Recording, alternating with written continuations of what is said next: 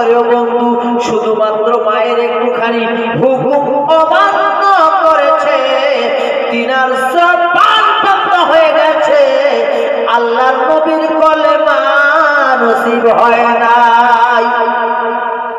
মওতের সময় করিব, আমার মতো চুনেপুটি মানুষ নয়, নবীর সাহাবা আলকামা, নবীর ওঠা বসা চলা ফেরা খানা পিনা এভরিথিং, যা কিছু সবকিছু দেখেছে সেই লোক, মহান লোক, তিনি ইন্তেকাল হবে। ইন্তেকালের সময় আল্লাহ রসুলের নাম নিয়ে যদি মরা যায় তাহলে তো নাজাত পাবো, ঠিক কিনা আব্বা? মওতের সময় যদি লা ইলাহা ইল্লাল্লাহু মুহাম্মাদুর রাসূলুল্লাহ সাল্লাল্লাহু আলাইহি ওয়াসাল্লাম এতটুকু বলে যদি মরতে পারি তো আমাদের জীবনটা তো সার্থক হবে। অনেকের মওতের সময় জিভ বের হয়ে যায়, অনেকে মওতের সময় পায়খানা পেশাব করে দেয়, অনেকে মওতের সময় চোখগুলো বড় বড় হয়ে যায়। একটা নমুনা পৃথিবীর জমিনে দেখা যায়। আবার দেখবেন কিছু মানুষ মরে গেছে, আরে অমুক হাজী সাহেব মারা গেল, মনে হচ্ছে ঘুমিয়ে আছে। জুড়ে বলুন সুবহানাল্লাহ। এগুলো ভালো এবং মন্দ মওতের দৃষ্টান্ত। আমার আব্বা, আমার ভাইয়েরা, বন্ধু আমার, ও যুবক ভাইরা, সোনামণিরা, তোমরা শোনো, ওই আলকামার জবান বন্ধ হয়ে গেল, নবীর কলেমা পড়তে পারে না। সমস্ত সাহাবাগণ নবীর দরবারে হাজির হয়ে গেল।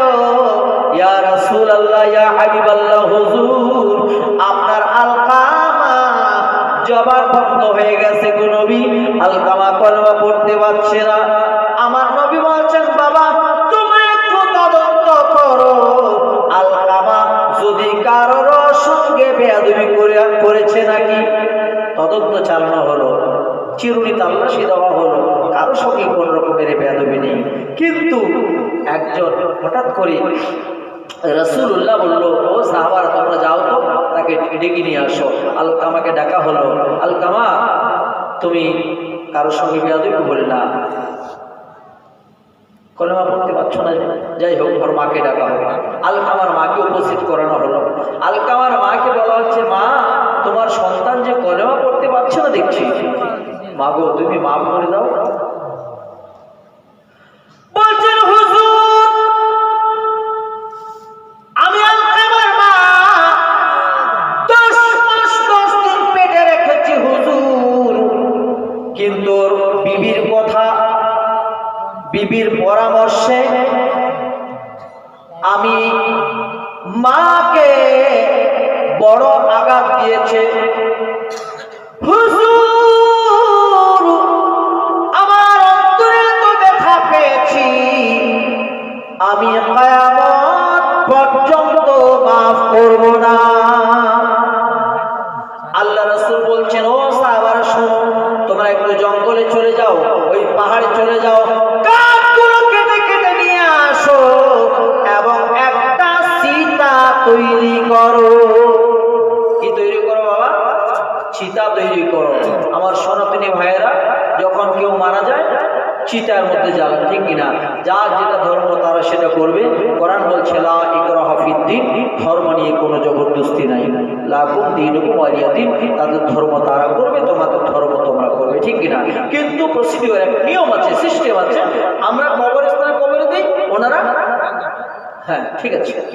তো ব্রাদার মিল্লাত ইসলামিয়া, আল্লাহ রাসূল বললেন, সাহাবারা তোমরা কাঠ কেটে কেটে এনে একটা চিতা তৈরি করো। বন্ধু আমার, কাঠ কেটে কেটে চিতা তৈরি করা হচ্ছে। আলকামার মা প্রেজেন্ট, তিনি সেখানে মওজুদ, তিনি দেখছেন সচক্ষে।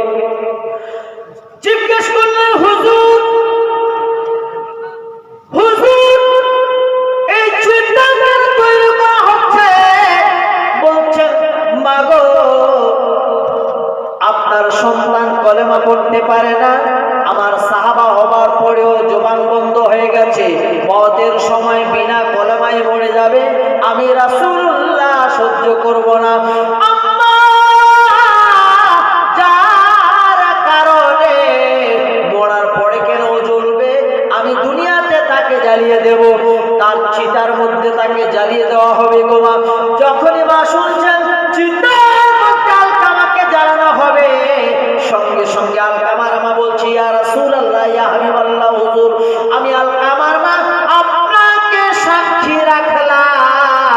নিজের সন্তানকে 10 মাস 10 দিন পেটে ধরেছি হুজুর, আমি আর আমার সন্তানকে জ্বালাতে দেব না। আমার সন্তানকে আমি আজকে আপনার সামনে মাফ করে দিলাম। যখনই মা মাফ করে দিল, সঙ্গে সঙ্গে আলকামা পড়ে নিল লা